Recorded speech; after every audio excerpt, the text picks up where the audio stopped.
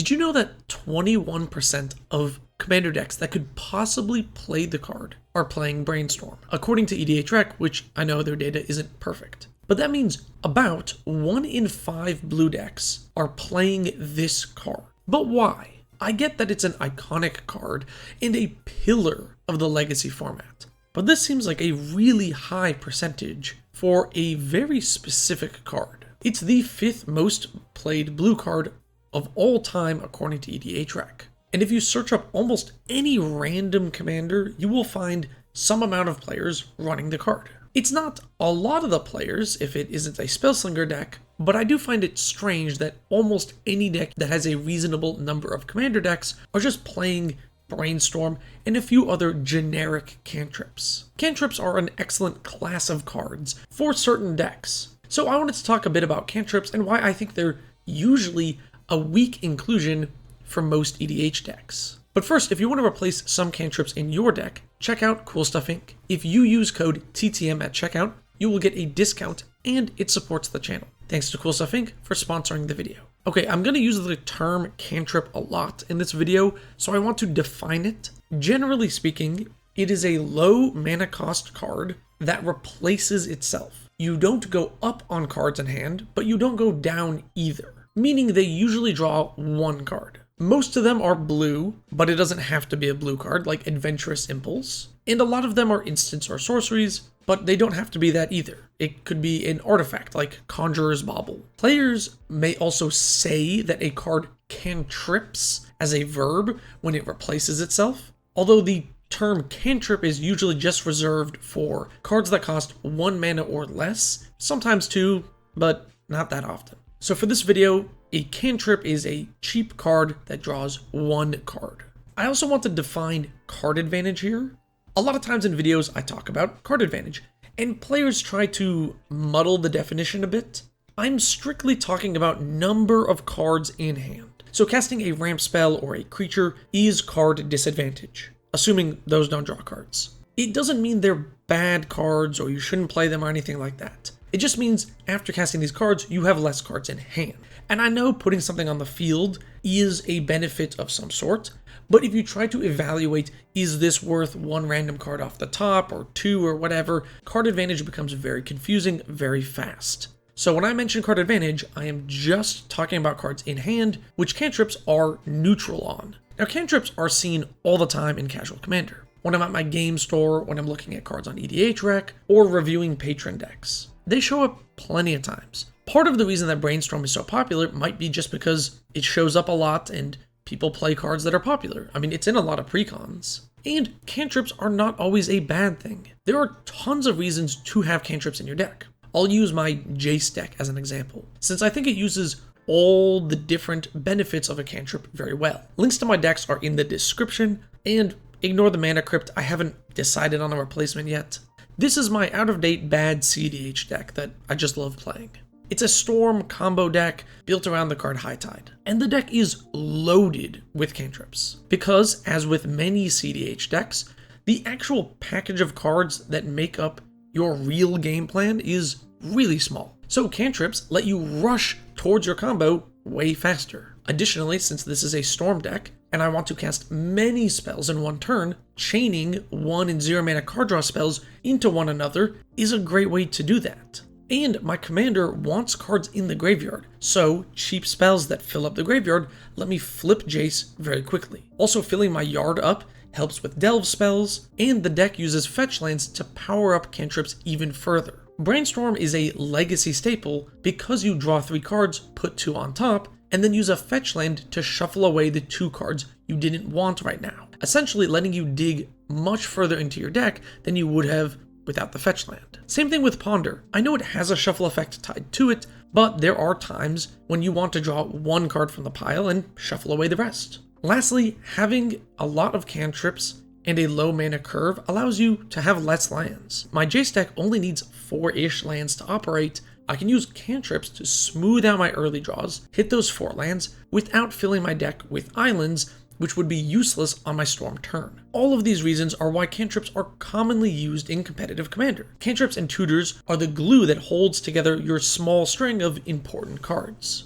If you've never played a deck like this before, I highly recommend trying out CDH. It's super proxy friendly. Do not let the cost of reserveless staples dissuade you. But if you take a look at your casual EDH decks, does any of this even apply? Are you digging for a specific combo or card? Do you intend to storm off and cast a ton of spells in one go? Are you trying to fill the yard with random things for Delve? Do you run a low land count and need to smooth out your draws? For this last point, if you're saying yes, but are only running 1 or 2 cantrips, you should probably just play more lands. A CDH deck has a low land count because they also have a low average mana cost and a lot of cantrips, not just 1 or 2. So if you're playing 30 lands in one Brainstorm, please add more lands to your deck. Your average mana cost is probably not like 1 or 2, and you will benefit from having more lands. Generally speaking, most casual decks operate very differently than a CDH list, and can't make use of cantrips nearly as well as they can. Of course, there are exceptions. If you have a deck that cares about casting spells, or multiple in a turn especially, then cantrips are great. If your commander cares about the top of your library, a Brainstorm or Preordain might be perfect. Maybe you have an artifact deck that wants a lot of artifacts on the field, so you're playing cantripping artifacts to cheaply fill your board with artifacts. That's all well and good.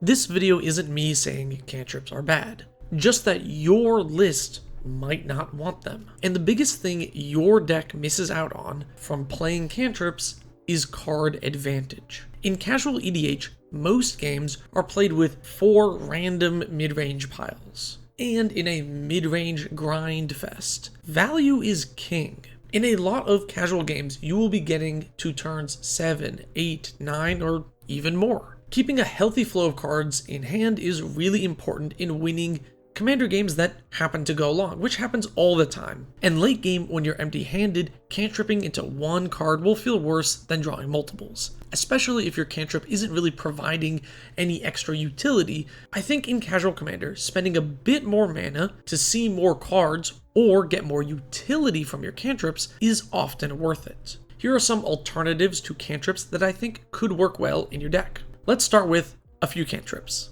So a lot of these generic blue ones are well and good, but if you're willing to spend a little extra mana sometimes, you can get a cantrip effect that has more to it. And I think these are going to be worth more than your random Brainstorms, like a Baleful Strix. It's a creature that draws a card on ETB, so it's not card advantage, but you do get something else very useful, a flying Death Touch blocker. If you think about it, it's 2 cards in one. 1 mana for a cantrip, 1 mana for a flying Death Touch blocker, but stapled onto 1 card. Growth, Spiral, and Explore are other examples of this. They both cantrip and let you ramp. You're essentially paying 1 mana for a cantrip and 1 mana for a ramp spell. Kenrith's Transformation is removal and draws a card. Up the Beanstalk is a card draw engine that also cantrips when you play it. Man, this card is absolutely busted. It is no surprise it got banned in Modern. Soul Guide Lantern and Relic of Progenitus let you stop a Muldrotha player in their tracks, and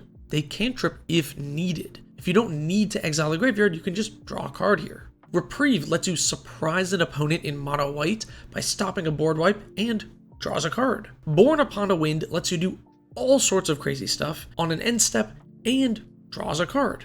Quicken does the same but is a little bit more narrow. Lastly, Crimson Wisps is a cantrip that gives haste. I think all of these are more effective than a Brainstorm, Ponder, or Preordain in most of your casual decks. All these suggestions are worse at being a cantrip than these generic blue ones. They're not as good at digging through your deck to fish for specific cards. But unless that's something your deck actually wants to do, I don't think that makes Preordain better than Born Upon a Wind. Having additional utility tied to your cantripping effects is going to be way more effective for most casual decks than a random filtering spell. But let's move past cantrips and look at real card advantage. The new Stock Up is a card I've been thinking about a lot. 3 mana for almost a dig through time is pretty good. And since you get to keep 2 cards, this is card advantage. I also really like Painful Truths in 3 color or up lists.